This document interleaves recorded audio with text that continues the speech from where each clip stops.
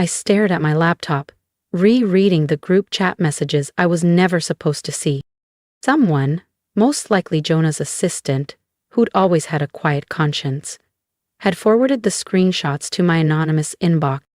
Jonah, meeting at 10 a.m. tomorrow to finalize the Techspire acquisition. Boardroom 2A. Marla, should we include Emily? Marla. She's not really family. Jonah. Exactly. She'll just overcomplicate it again. Remember that nonsense she pitched about equity sharing?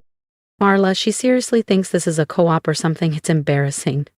I lowered the screen, my jaw tightening in silence. The irony was almost laughable. Because I was reading their texts from my private office on the 52nd floor of Everlyn Labs tower in downtown Seattle. As its founder, lead engineer, and majority stakeholder. For nearly 5 years, I'd operated under the radar, building one of the Pacific Northwest's most disruptive biotech automation firms. Journalists called me a silent storm. VCs called me visionary. My stepfamily? They still called me naive. They had no idea. It all started when I was 17. My mother married Patrick Whitman, a wealthy biomedical consultant with 2 kids from his first marriage, Jonah and Marla. They were sleek, connected, already halfway through Ivy League pipelines. I was the tag-along, the afterthought. Patrick once told me I had the perfect demeanor for support staff, said it kindly, like I should be grateful. But while Jonah schmoozed executives and Marla hopped continents under the guise of innovation tours, I waited tables and taught myself neural systems engineering through late-night courses and open-source labs. That equity pitch they mocked, that was the last time I tried to help Whitman Biotech. They laughed me out of the room. Just once. 2 months later, I launched Everlyn Labs. Today, they're finalizing a deal to sell their failing company. Fear me. And they still have no idea who's behind it. Not yet. The vision I'd nurtured, AI systems that optimized biotech for people, not just profits, became the core of Everlyn Labs. Within the first year, we landed the Cascade Med contract that Whitman Biotech had counted on for expansion. Within 3 years, we were their top competitor. And now, after a series of quiet buyouts and cleverly masked investor takeovers, I was about to do what once seemed impossible: acquire Whitman Biotech outright. Their empire was collapsing. Years of nepotistic leadership, reckless spending, and tone-deaf public campaigns had shredded their value. Major contracts were bailing, their board was panicking. Then came Everlyn Labs with a lifeline, a buyout offer so clean, so generous they could barely believe their luck. The only mystery? The elusive CEO, known only as E-Ray, insisted all communication go through legal counsel. Jonah and Marla never questioned it. They assumed some reclusive billionaire wanted a legacy buy. They had no idea. My screen blinked. Meeting, remember, Whitman Biotech Emergency Board Vote, 3:00 p.m. I had requested that time weeks ago, right when I saw Jonah and Marla block it off for their secret pitch to Everlyn's ghost CEO. They thought they were about to dazzle a new investor. They were about to meet their new employer. I reached into my desk drawer and pulled out a faded photo. Me at 17, standing beside my mom on a rainy afternoon at Green Lake. She passed a year later. Patrick married within 6 months, and Angela erased my mother's name from the firm's history the same week. "You're not a child anymore," she said coldly. "You'll have to build your own future." So I did. And now I was buying the company she stole. I tapped my earpiece. "Nadia, are we ready?" "Yes, Miss Kim," she replied smoothly. "Legal is standing by, the board just needs to sign." And Jonah and Marla still think E-Ray is some retired MIT robotics guru. I smirked.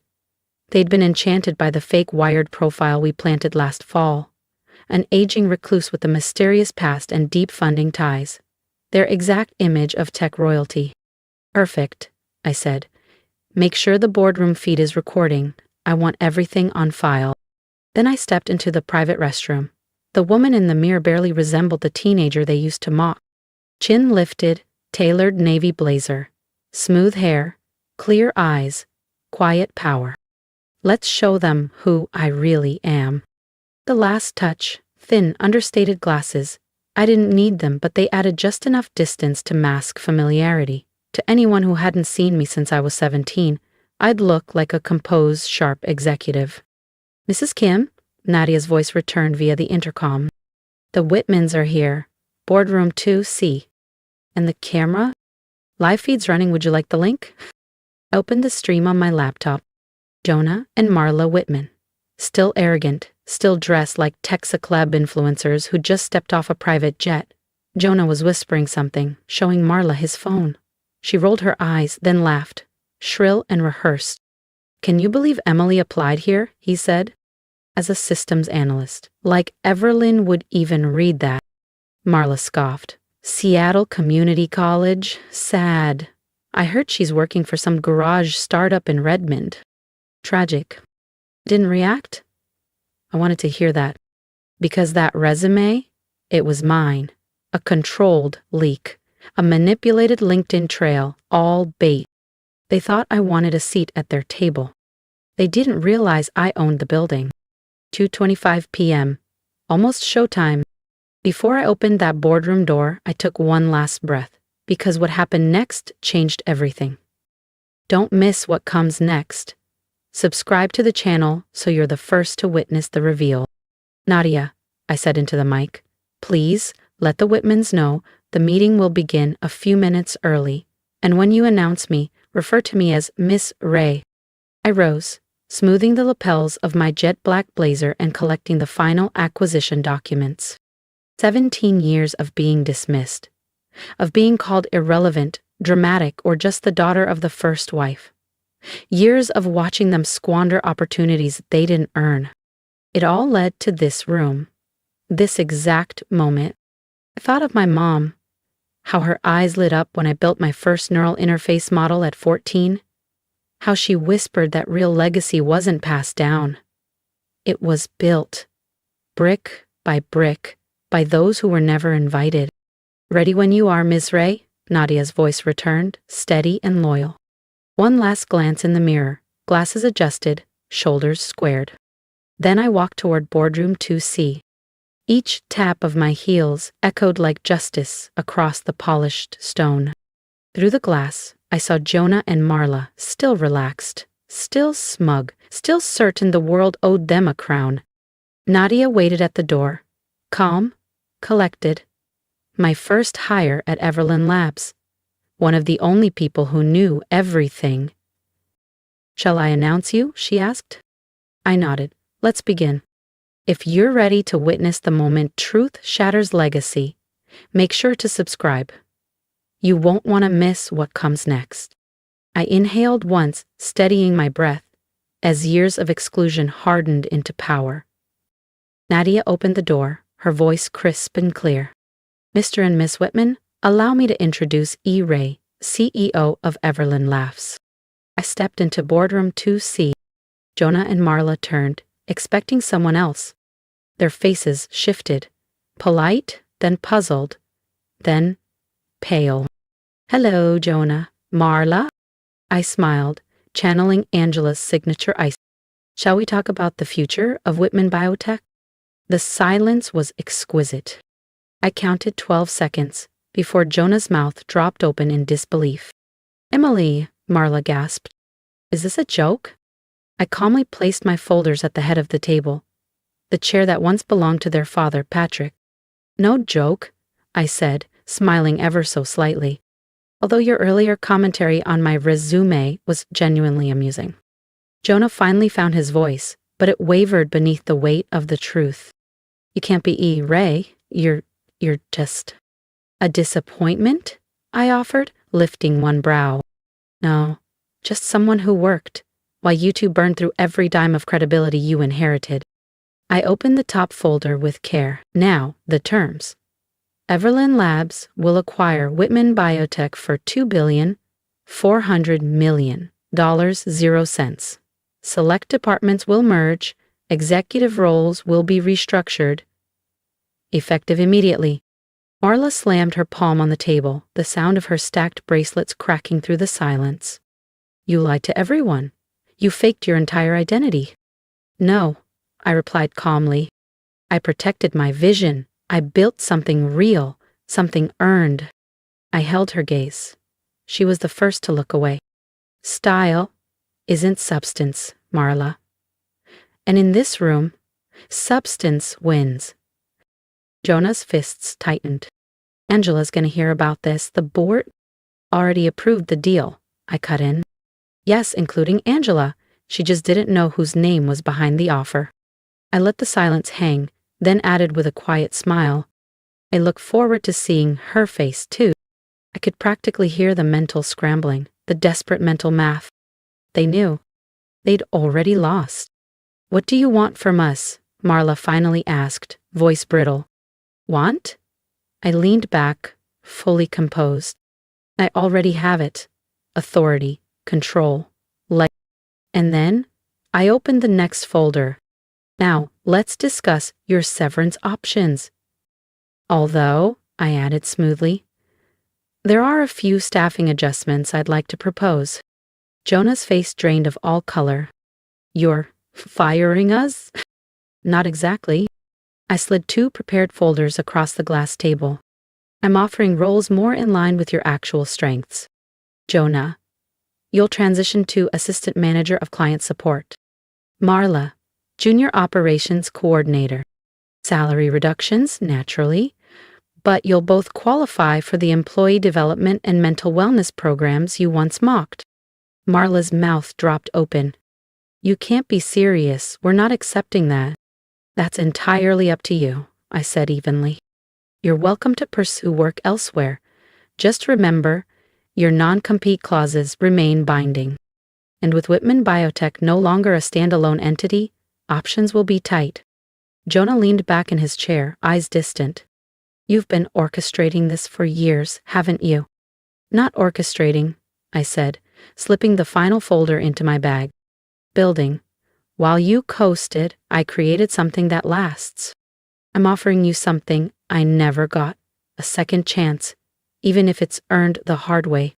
I stood and adjusted my jacket. You have until 9 a.m. tomorrow, except, and HR will begin onboarding. Decline, and security will handle your exit. I turned toward the door, but Marla's voice cracked behind me. Wait, what about Angela? What are you planning to do to her? I paused, hand on the handle. Angela made her choices 15 years ago, I said without looking back. Now she'll live with the result. I glanced over my shoulder, expression unreadable. And something tells me she's watching already. Oh, and don't bother warning her, I added calmly. She's already in a board meeting, one where she's about to meet E-Ray for the very first time. The second meeting of the day was already underway, held in the grand executive suite atop the Everlyn Tower with sweeping views of Elliott Bay. I could see Angela through the glass, poised, immaculate, her signature pearl earrings in place, posture rigid and proud, ready to dazzle whatever old money CEO she imagined was behind the acquisition. Nadia stood by the door. They're ready for you, Miss Ray. Should I announce you? No, I said softly, a slow smile forming. I think I'll handle this one personally. I pushed open the door and watched as Angela Whitman's sculpted confidence cracked for the first time in years. Good afternoon, I said to the room. But my eyes never left hers. I'm E-Ray, CEO of Everlyn Labs, though some of you may remember me as Emily Kim. The room went still. Angela's hand twitched on her notepad, just enough for me to see. What followed was a masterclass in corporate reclamation. I presented Everlyn's plan for Whitman Biotech, full modernization, ethical restructuring, equity-first leadership, and sweeping reforms to dismantle the hierarchy Angela had spent years embedding. Angela sat frozen, jaw tight, eyes unblinking, as I unwound her empire with precision. The moment the meeting ended, she tried to vanish behind the board members, the way she always did when control slipped. But I stepped forward. Angela, my voice stopped her cold. Emotion. She turned slowly, and for the first time in 15 years, I saw it. Not rage, not arrogance. Fear. Oh, she asked quietly. How did I build Everlyn Labs? I leaned against the edge of the table. How did I buy the company you once told me I'd never belong to? The same way anything worth having is built, by working for it. While you closed doors, I created new ones. Angela said nothing. This isn't revenge, Angela, it's justice. It's proof that success isn't inherited, it's earned, with resilience, intention, and the courage to value substance over status. She winced, just slightly, a fracture in the porcelain. To what now? She asked, her voice brittle. You dismantle everything? No, I rebuild it. Whitman Biotech will now operate as a division of Everlyn Labs, focused on ethical biotech and community-centered innovation. Your name won't disappear, but it will change. She swallowed. And me. You'll retain a board seat, I said. But as a minority shareholder, your influence will be tempered. I smiled. Call it a lesson in perspective. She turned to leave, stiff but quiet. Oh, and Angela? I said, pausing as she reached the door. Sunday dinner? I believe I will be attending after all. The weeks that followed swept through like a silent storm. Jonah and Marla accepted their reduced roles, begrudgingly at first, but slowly they began to listen, to learn. About accountability, about the weight of real work. Angela remained quiet in meetings, but sometimes she looked at me with something unfamiliar. Not hate, not scorn. Maybe respect? The press called it a revenge story. But for me, it was restoration. The real victory wasn't the acquisition. It was the transformation of a company, a culture, a legacy. For the first time in years, the employees of Whitman Biotech felt seen, heard, empowered. That was the legacy I wanted. Innovation, integrity, impact. The company, once known for inherited privilege, had transformed into a model of inclusive, purpose-driven leadership. 1 year after the acquisition, I sat in my corner office overlooking the Seattle skyline, scanning Everlyn Labs' latest quarterly report.